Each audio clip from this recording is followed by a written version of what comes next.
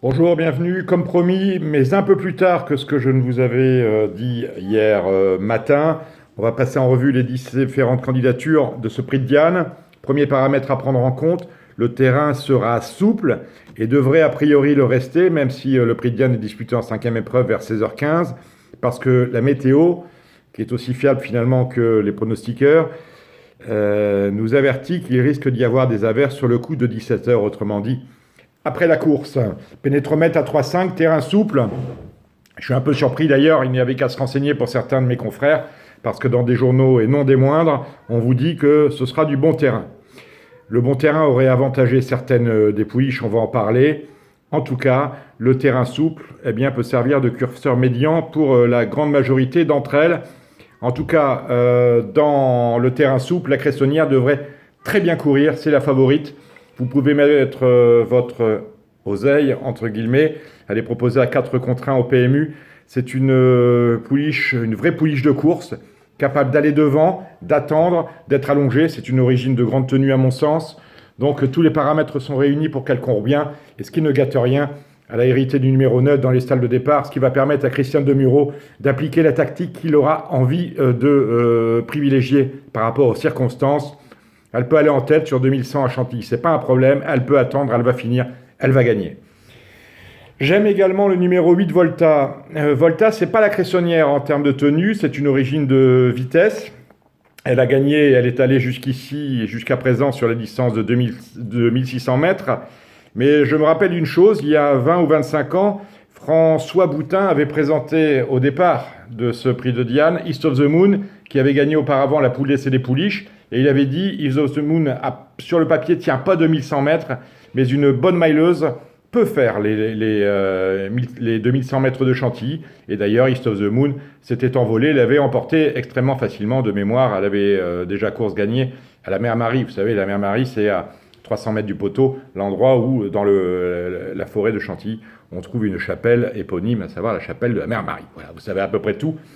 Doit-on racheter Camproc? Oui, pour le terrain, pour la distance, mais Camproc a hérité du numéro 14, ça ne va pas être de la tarte, je la privilégierai pour une place.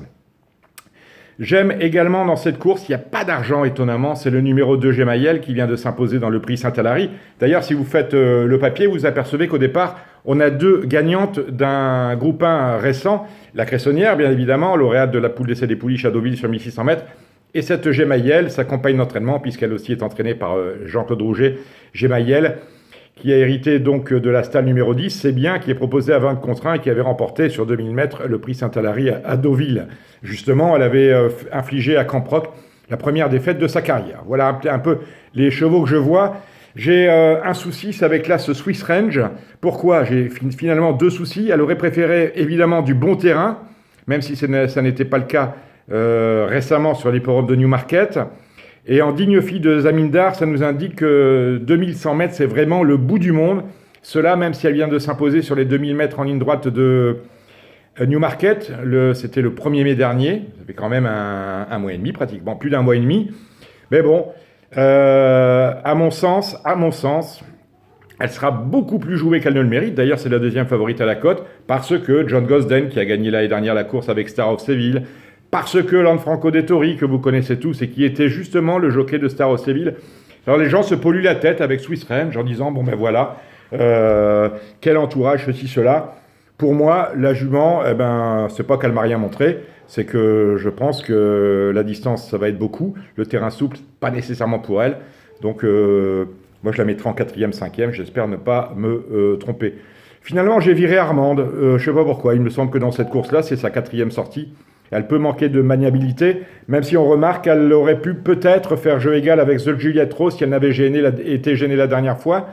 C'était à Chantilly d'ailleurs. Mais on note que Armande et The Juliette Rose, finalement, The Juliette Rose est proposée à 12 contre 1, c'est la 7e favorite, ne sont pas très jouées. Alors je les ai laissés de côté. Ballydoyle, pour l'entraînement d'Aidan O'Brien, aurait elle aussi préféré du bon terrain. Là, ce sera souple, elle tire un mauvais numéro à la corde. À mon sens, même si, évidemment, elle a gagné groupe 1, c'était à 2 ans quand elle avait remporté le prix Marcel Boussac, la distance va être dans ses cordes, mais numéro 15 à la corde, terrain souple, voilà, une place pas mieux. Voilà un peu les chevaux autour desquels je vous inviterai à tourner. Petite touche, parce que j'aime bien l'écurie, c'est Happy Approach qui est proposé à la 50 contre 1. Pourquoi pas, troisième course. Finalement, quand on regarde le papier, Happy Approach eh bien, et Swiss Range, bon, voilà, elles ont autant de métiers l'une que l'autre. Pourquoi pas Happy Approach finalement, même si Stéphanie Nigueux m'a confié que la jument aurait besoin de bon terrain. Elle vient de terminer deuxième dans le collant pour s'exprimer et pouvoir galoper librement. Et puisque l'on part des rougets, on en restera sur ça. On a parlé de la Cressonnière, on a parlé de Gemayel. On mettra quand même une petite pièce, en tout cas dans les jeux, on la retiendra dans les combinaisons, au moins dans le champ réduit, sur le 7 Xorka Dance, qui est la troisième pouliche de Jean-Claude au départ. Voilà ce qu'on peut dire sur ce prix de Diane, mais franchement, une favorite base de tous les jeux, la Cressonnière, Gemayel, le 2, la cote est intéressante, c'est bien, on prend en base, on prend Camproc le 6, et on prend le 8 Volta, pour laquelle j'ai émis des réserves, vous vous en souvenez. Dans la dernière course, on va les faire à l'envers, dernière course à Chantilly, absolument rien. Le handicap de la 8e, c'est pas un handicap d'ailleurs. Voilà, on n'a rien vu non plus, c'est la course des cavalières. Peut-être le magicien, le numéro 5, il y a 7 contre 1, voilà, c'est rigolo. Le handicap, le voici, le grand handicap Longines, ça c'est finalement très intéressant. Le 14 de Bonne-Aloi, c'est oui. Le 8 Café Royal, c'est oui. Le 4 Master Spirit, c'est oui. Et l'As Gentle Storm, c'est oui. Et on peut éventuellement reprendre le 18, mais il a tiré un mauvais numéro. Il s'agit de Mosquito Jet. La 6e course, le Qatar Derby des Pur Sang. Il y a 3 chevaux qui se détachent franchement. Très joué, un peu surprenant la cote, c'est le 11 Joumou. Mais moi, j'aime bien le 8 Al-Saker. Al-Saker, c'est le numéro 8. Et on lui associera, je vais parvenir à le dire principalement, l'As. 8 et As, c'est dans la 6e course. Qu'est-ce qu'on a dans la 4e? C'est une course de groupe 3, c'est le prix Bertrand Dubreuil. Territories est plébiscité, 1,50 €, on fait attention à impassable. Et honnêtement, j'ai fait le papier, j'aime beaucoup l'As. Alors il y a 50 contre 1, je ne comprends pas, peut-être parce qu'il est allemand et qu'on le lui fait payer. 50 contre 1 pour l'As, pas de 2. Et en bas, on retient le 7 Siouchek. Qu'ai-je vu dans la 3e, a priori dans ce prix du Lys? Moi, ma foi, petit prix du Lys. Golden Valentine était engagée dans le prix de Diane, elle a fait forfait, enfin, elle a été retirée dans le prix de Diane pour se mettre au départ du prix du Lys, sans doute pour une distance plus longue qui va l'avantager. Donc oui, j'aime bien ce numéro 6, Golden Valentine. Ça, c'est dans la 3e course. Il y a un réclamé dans la 2e, on peut faire l'impasse, éventuellement aller voir du côté de Orphic, le numéro 3, et de l'As Follet. Et la première, l'épreuve d'ouverture, qu'est-ce que j'ai vu de bien?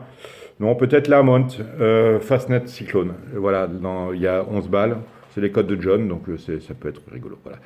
Écoutez, je vous souhaite de gagner dans ce prix de Diane. Je vous remercie de m'avoir écouté. J'espère que je n'ai pas été trop long. Et bien, on se retrouve dans les différentes rubriques de Canal Turf, vous les connaissez bien, pour vous parler des courses de l'après-midi. Ciao.